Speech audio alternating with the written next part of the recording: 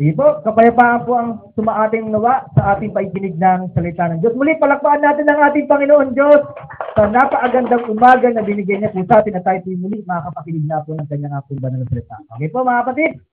So, paalala ko lang po muli mga kapatid, para po walang maging istorbo sa ating pong panambahan, pakipatay na lang po o i-silent mode ang ating po mga cellphone kung wala naman po tayong hinihintay na mahalagang tawag o text.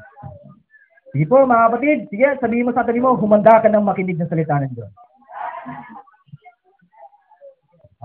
Okay po, sige po mga kapatid, tayo po nagpapasimula na at bago pong lahat, muli minibelcome po namin ang aming pong bisita sa umaga nga po ito, si Brother Mavic. Tama ba? Mavic. Okay, so muli, welcome sa pag-aaral po natin sa salita ng ating Panginoon Diyos. Okay po.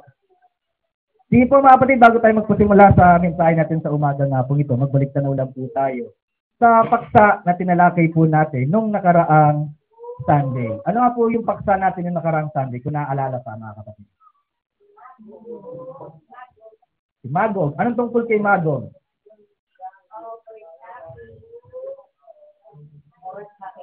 Overtopping, covering, biyasa. Kumbaga, nangingibabaw siya. Diba? Para sabi nga yung commercial, nangingibabaw. Okay? So, dapat ang Kristiyano, nangingibabaw tayo. Saan, mga kapatid? Sa kasamaan? Hindi siyempre, mga kapatid. Saan tayo? Sa karunungan? Saan pa? Sa salita ng ating Panginoon Diyos, sa kabutihan, dapat doon nangingibabaw ang bawat isa po sa atin. Amen po ba yun, mga kapatid? Baka mamaya nadadaig pa tayo dyan ng ibang tao na hindi pa naman ganun kabuo yung kanilang pananampalataya sa Panginoon Diyos, pero mas nangingibabaw pa sila sa paggawa ng kabutihan. Dapat ang Kristiyano, dahil sa alam natin ang salita ng ating Panginoon Diyos, alam natin at itinuro sa atin yung mga gawang mabuti, dapat doon tayo nangingibabaw o nagiging binasa ang mga Kristiyanong tulad po natin. Amen po ba yung mga kapatid? Okay. So, yun yung paksa natin nung nakaraang Sunday. Ngayon, puntahan po natin ng isa pa sa mga anak ni Japhet. Tingin po ninyo, sino kaya pag-uusapan natin sa umaga po nito? Maday? Dalawa na lang ba pinagpipilian natin? Si Tira at si Maday na lang. Hindi, may Javan pa eh. Tatlo pa. Tingin po ninyo, sino kaya pag-uusapan natin sa umaga po nito? Maday? Alphabetical ba ang pagkakasunod? Okay, sige, puntahan natin ang paksa natin sa umaga nga po ito. Basahin po muli natin ang Genesis 10 verse 2.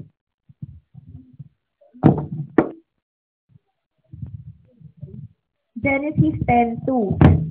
Ang mga anak ni Japhet, si Gomer at si Magog at si Maday at si Javan at si Tubal at si Meshek at si Tiras. Okay, mga kapatid, ang pag-aaralan po natin sa umaga nga po ito ay si Maday. Okay? Si Maday. Sa salitang Hebreo, sa salitang Griego, ang meaning lang po ng kanyang pangalan ay isang lugar o bansa. Yun lang yung meaning ng pangalan ni Maday sa salitang Hebreo at Griego. Pero kung pupuntahan po natin yung kanyang pangalan, yung pangalan po niya ay nangangahulugan pong measure at judging. Meaning po, measure at saka judging. Yun yung meaning ng pangalan ni Maday. Kung i-trace po natin yan sa banal na kasulatan, mga kapatid, yung Maday po, kung nakita niyo na rin po yung pangalang Medes at saka yung Medya sa Biblia, magkakaparehas lang po ng meaning po yun. Yung Maday, Medes, at saka Medya, ang meaning po ng kanilang pangalan ay measure at judging. Okay, so ayun yung pinuntahan natin ngayon sa umaga nga pong ito. So yun yung pag-uusapan po natin sa umaga nga pong ito. Yung kahulugan ng pangalan ni Maday. Measure at saka judging. Tingin po ninyo mga kapatid, ano kaya kaugnayan ng measure dun sa judging? Meron ba kaugnayan yung salitang measure o yung pagsukat dun sa judging? Tinitimbang mo. Pag nag-judge ka, tinitimbang mo, tinusukat mo kung ano yung tama at mali. Ganun ba yun? So, alin yung mas matimbang. Sinusukat mo yung pananampalataya. Sinusukat mo yung pananampalataya. Ano pa? Pananampalataya. Susukatin ka ng Panginoon Diyos at huwag kang masumpungang kulang. Okay. Pero hindi yun ang pupuntaan natin sa umaga po ito. Okay? Kundi ibang kaugnayan ng measure pagdating sa judging. Amen po ba yung mga kapatid? Tandaan natin mga kapatid, alam na natin yung aral na yun yung measure at saka judging. Pero sa umaga nga po ito, kasi kapag pinuntahan po natin yung salitang measure, merong standard na sukat. Okay, standard. Yung para bang tinatawag na standard procedure na ginagawa ang ating Panginoon. Di ba para bang pag mong sukat, ito yung sukatan, ito yung batayan. Di ba? Yun yung pupuntahan. Yun yung iuugnay natin ngayon sa paghatol. Kasi ang Diyos, at dapat sa atin din mga Kristiyano, maging standard natin o batayan o panukat natin kapag tayo ay humahatol ng kapatid, lalo na isang tao, yung mga bagay nga kung ito. Okay? Ano-ano? Yung mga nararapat o yung mga bagay na dapat isa-isip natin bago tayo humatol. Okay? Pero bago natin sagutin yung tanong na po yung mga kapatid, tatandaan po natin mga kapatid, isa sa katuruan ng ating Panginoong Jesucristo patungkol po sa pagsukat o paghatol. Mababasa po natin sa Mateo 7, ang talata po ay 2.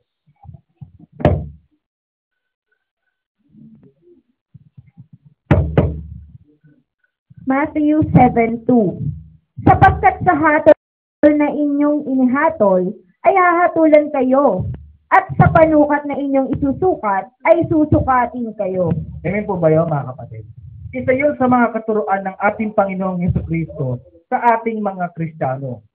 Sa hatol na gagawin mo, hahatulan ka din. Sa panukat na iyong ginamit, susukatin ka rin.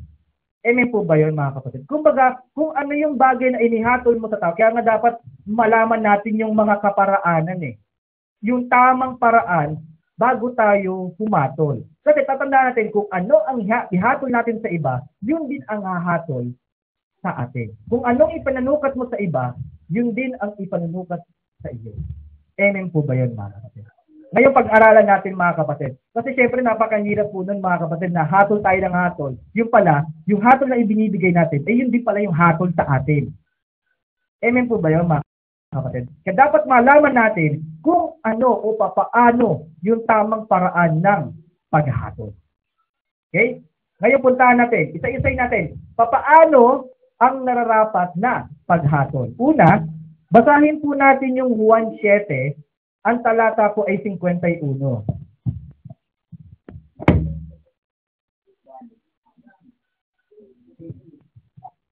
John 7:51. Hinahatulan baga ng ating kautusan ng isang tao, maliban siya'y muna'y dinggin at talastasin kung ano ang kanyang ginagawa? Okay. So sabi po doon ng banal na kasulatan, isa sa mga paraan bago tayo humatol o ng paghatol, ay ano daw po muna ang unang gagawin, mga kapatid? Ayon sa talata, ano po yung unang gagawin po natin bago tayo humatol? Dinggin ang ano? Dinggin, talastasin ang ano? Kung ano yung ginawa niya. Di ba parang normal lang yan sa sa hukom na meron tayo ngayon di ba? Bago siya hatulan o bigyan ng sentensya, ang ginagawa muna, pinagsasalita muna siya kung ano yung kanyang ginawa. Sisiya sa atin, tatanungin kung ano yung kanyang ginagawa. Amen po ba yung mga kapatid? Dapat sa atin, mga Kristiyano, bago natin bigyan ng hatol ang isang kapatid o isang tao, dapat alamin po muna natin kung ano ba yung kanyang ginawa.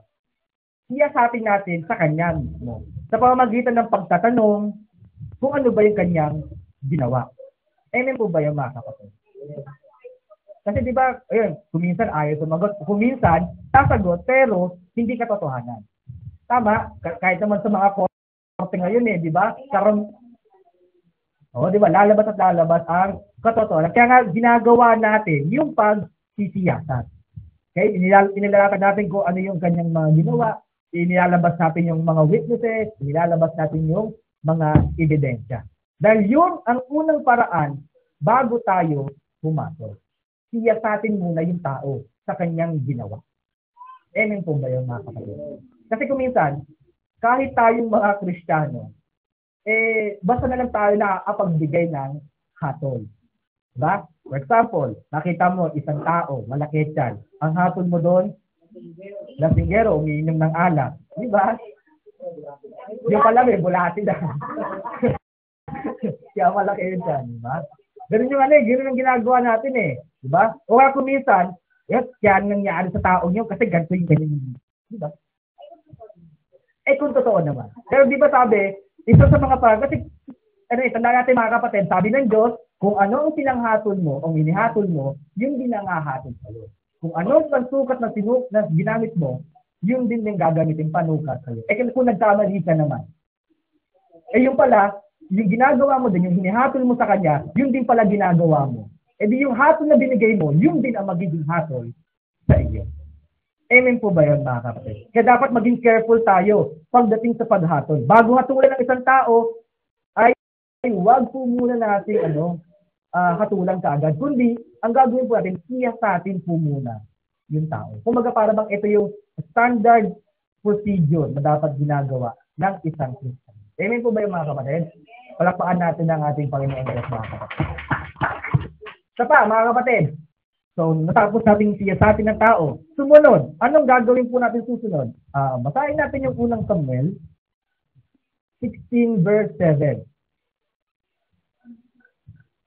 Ito, kadalasan, ito yung nangyayari sa atin at ginagawa din natin, mga kapatid. 16:7 ng unang Samuel. 1 Samuel 16:7. Ngunit sinabi ng Panginoon kay Samuel, huwag mong tingnan ang kanyang mukha o ang taas ng kanyang kataasan, sapagkat aking itinakwil siya, sapagkat hindi tumitingin ang Panginoon na gaya ng pagtingin ng tao, sapagkat ang tao ay tumitingin sa mukha, ngunit ang Panginoon ay tumitingin sa puso. Amen po ba yun, mga kapatid?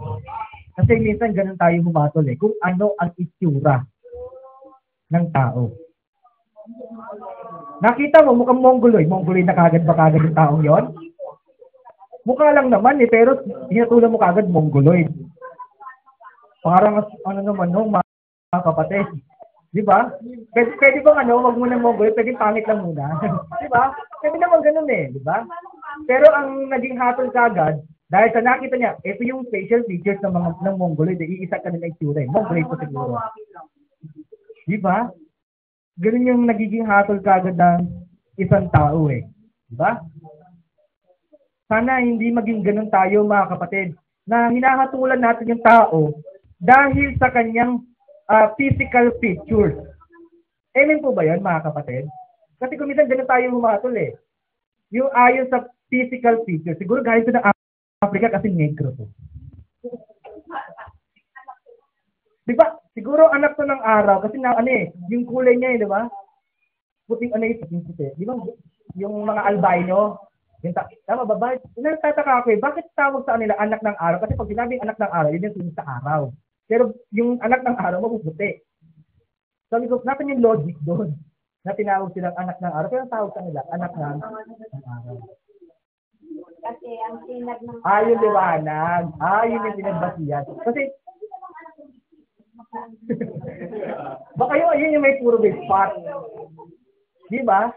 Sana mga kapatid, hindi tayo humahatol ayon sa physical features ng isang tao. Kasi sabi ng Panginoon Diyos, sa John 7:24, ganito sabi ng banal na kasulatan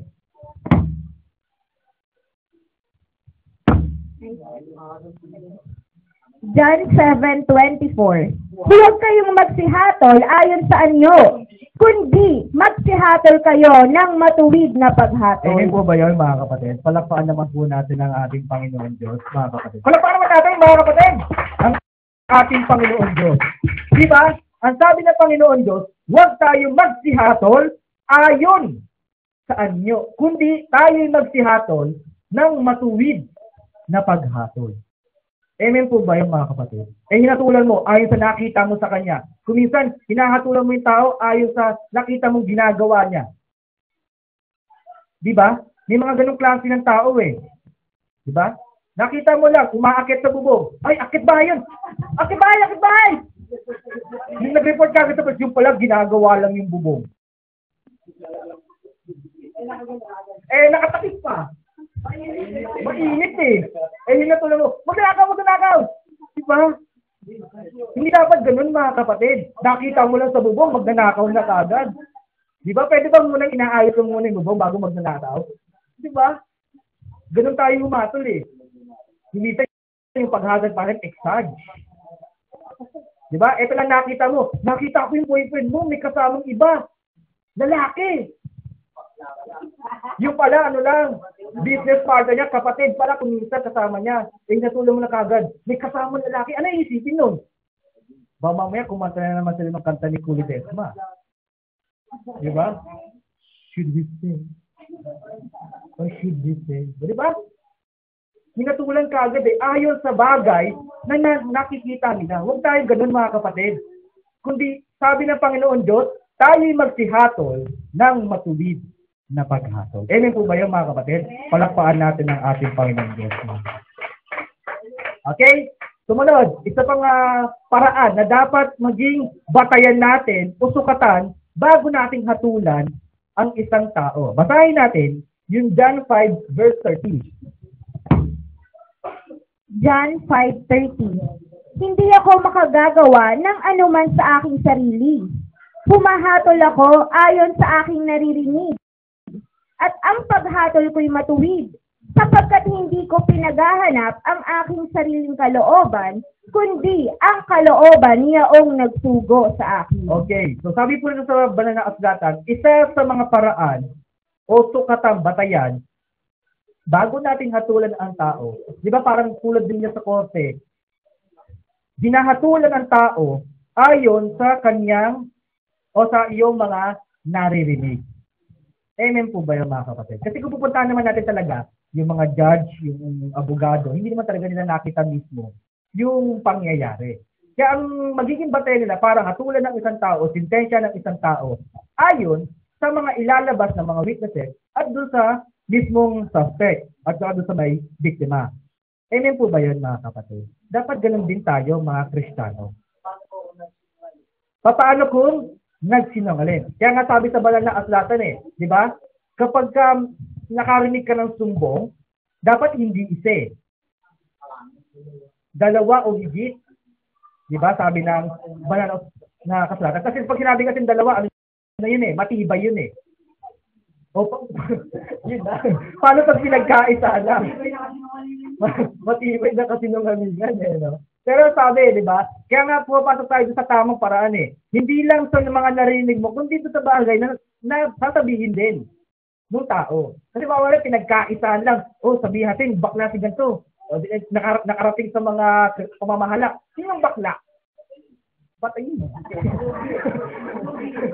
Sugin. Di ba? Sige. Di ba? Mamamit, biglang ganun yung maging hatol. Mahirap yun, mga kapatid. Kaya sa atin, hindi natin kagad ini-entertain kapag may narinig lang tayong isang sumbong. Okay? Pagka naging dalawa na yon at pareha sila ng sumbong at hindi para bang yung hindi magka-match, pero parang isa yung diwa ng kanilang sinasabi, kailangan i-consider mo na yun. Tapos maghanap ka na ngayon ng mga ebidensya. Amen po ba yun mga kapatid? Dapat ganun ang paghatol. Kasi kung minsan, nahatulan ng isang tao, di ba marami ngayon, mga nasa kulungan, nahatulan sila pero wala naman talaga silang ginawang kasalanan. Kasi meron sa mga hukom, ganito yung kanilang pinakikinggan. Nasana sa atin mga Kristiyanong hindi ganito, pinapapakinggan natin mga klase ng sumbong. Basahin natin yung Roma 2:2.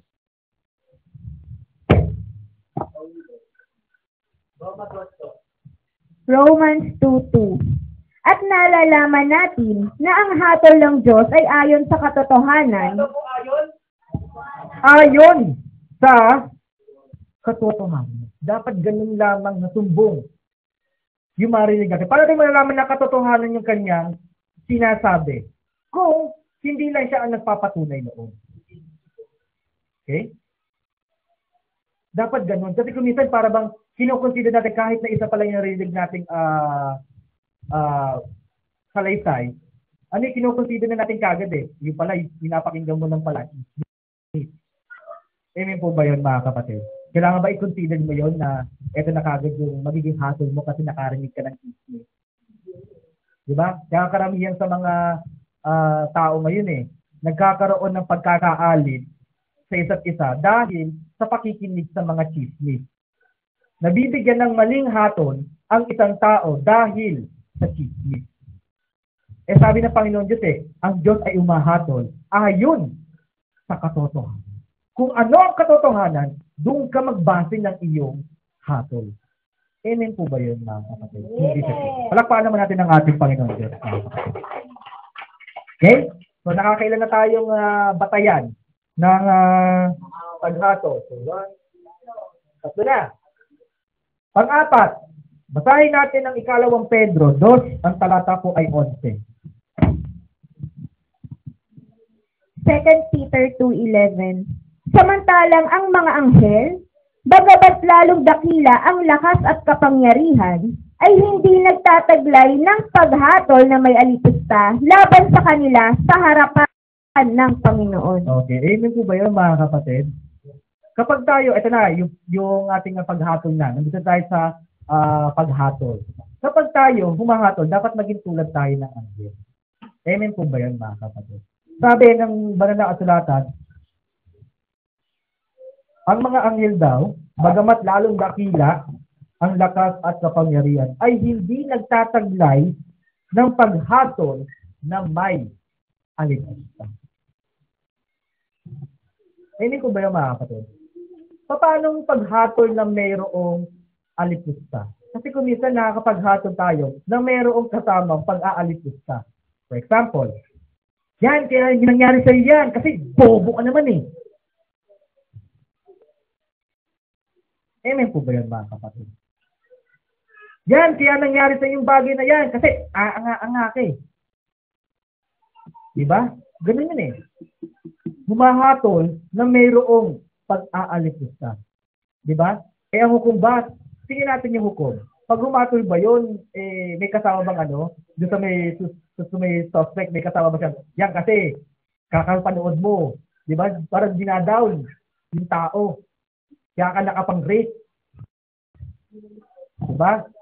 Wala namang ganun sasabihin yung hukom eh, tama? Walang ganun eh. Kundi ang sasabihin na ng hukom, actually, hindi naman yung hukom talaga nagsasalita. Meron siyang ano eh, yung parang yung taga-basa ng sentensya. O, ito, kunwari.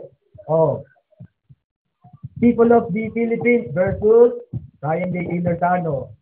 Ito ang sentensya sa'yo. Diba? May spokesperson siya eh. Pero walang kasamang pag-aalipusta doon sa sentensyang ibinigay sa kanya. Amen po ba yung mga kapatid? Dapat maging ganun ng Kristiyano na kapag humahatol tayo, walang kasamang pag-degrade ng pagkatao doon sa paghatol natin. Amen po ba yun mga kapatid? Sana maiwasan na natin yun mga kapatid na humahatol tayo na mayroong pag-aalipos tayo. Sabihin siyang bobo siya, wala ka kasing kaalam-alam, ganito kasi yung buhay mo, kaya ganyan, kakapanood ng ganito, diba? Mahilig ka kasi sa ganyan. Huwag na ganun mga kapatid. Kung bibigay mo lang yung hatol, o ito hatol sa'yo, ayon sa banal na kasulatan. Okay? Dapat ganun tayo mga Kristiyano. Wala na kasamang pag-degrade sa pagkatao ng tao. Amen po ba yun mga kapatid? Palakpakan naman po natin ng ating Panginoon Diyos, mga kapatid. Isa pa, pang-5, basahin naman po natin yung Leviticus 19:15. Leviticus 19:15.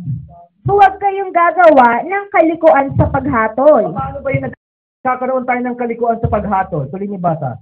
Huwag kayong magtatangi ng pagkatao ng dukha, ni huwag ninyong pararangalan ang pagkatao ng makapangyarihan, kundi hahatulan ninyo ng katuwiran ang inyong kapwa. Amen po ba yun mga kapatid?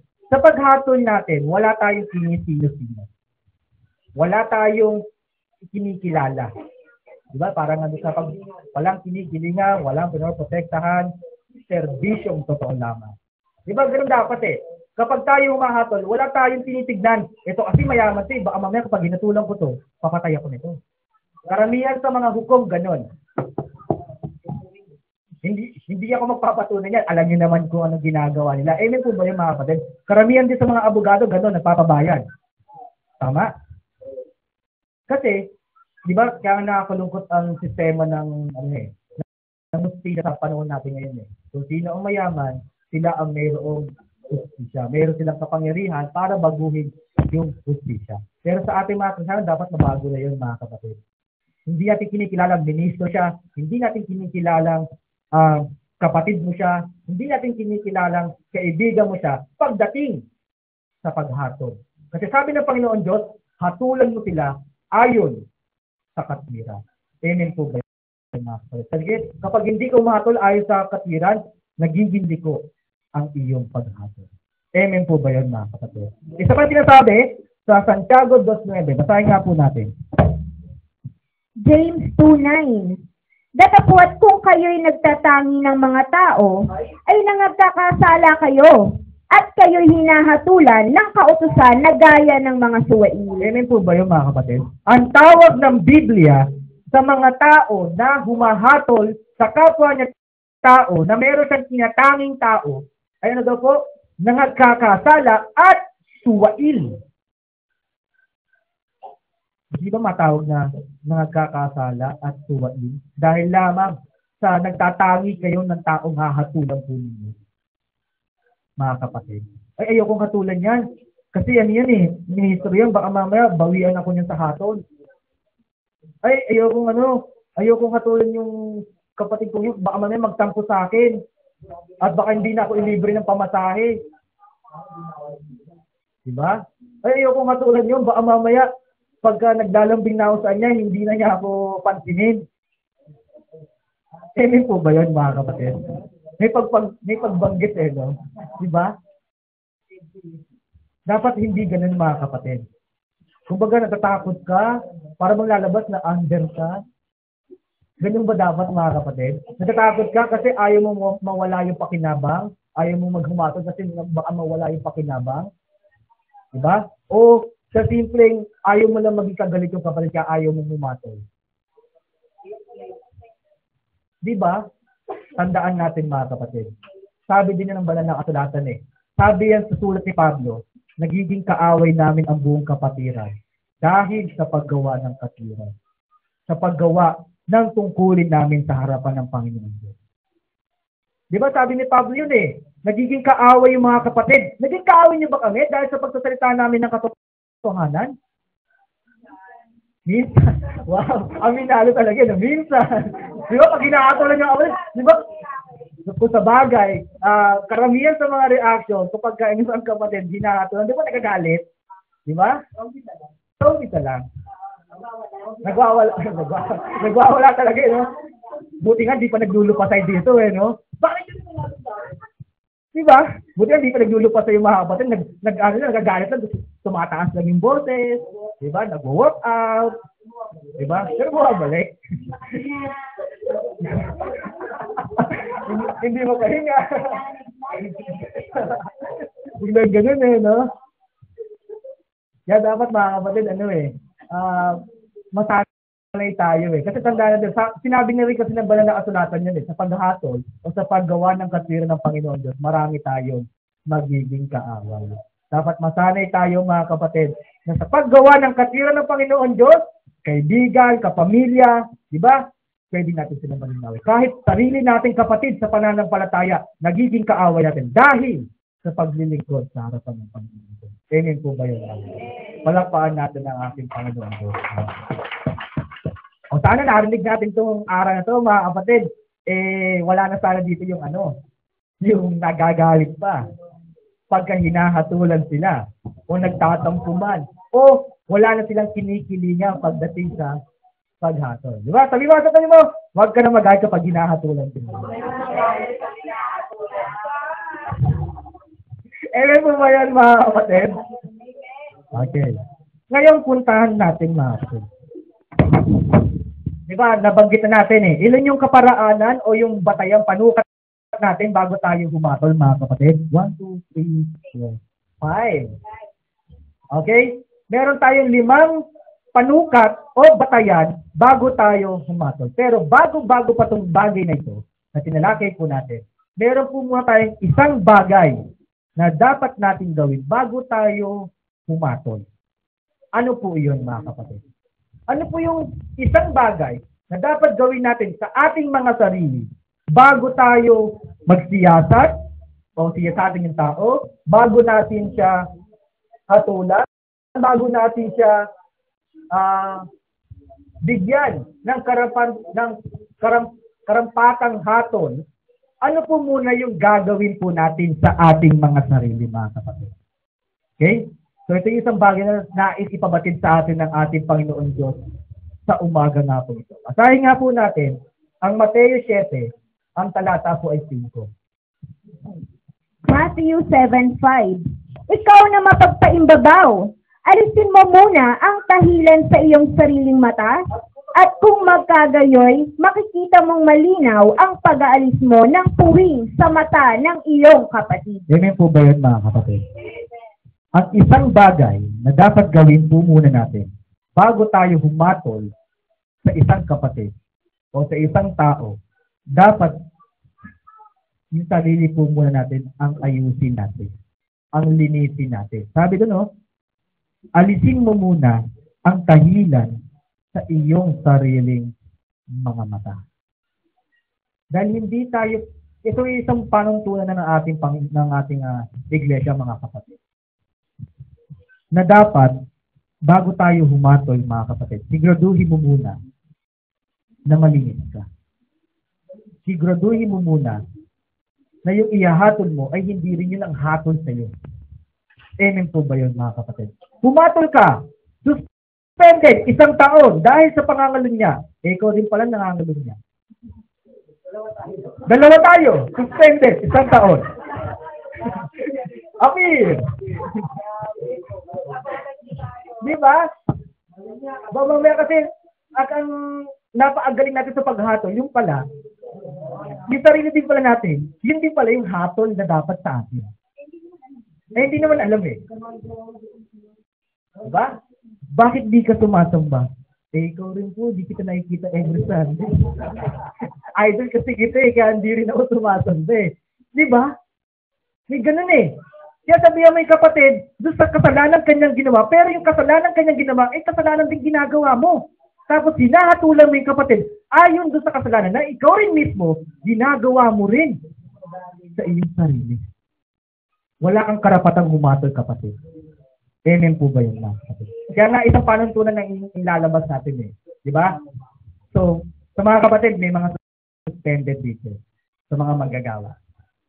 Tama? May mga suspended eh. Di ba? Kahit hindi naman manggagawa, kung minsan kapatid din mismo, sinususpended natin. Okay? Ang gagawin po natin, di ba? Yung sa mga aralan ng mga manggagawa at ministro, di ba? Kapag meron tayong hatol na hindi natin mapagkaitan, kunwari, yung desisyon ng mga ministro, nag-tie. O, yung 2 ministro, 4 months suspended. Yung 2 ministro, 10 buwan suspended. Nag-tie sila. Kasi ang ginagawa po namin, para ma-break yung tie na po yun sa paghatol po namin, kinukuha po namin yung consensus ng mga manggagawa kung ano yung hatol nila. Kaya ang mangyayari po ngayon, di ba dati kasama yung pati mga suspended sa paghatol, ngayon hindi na. Dahil paano ka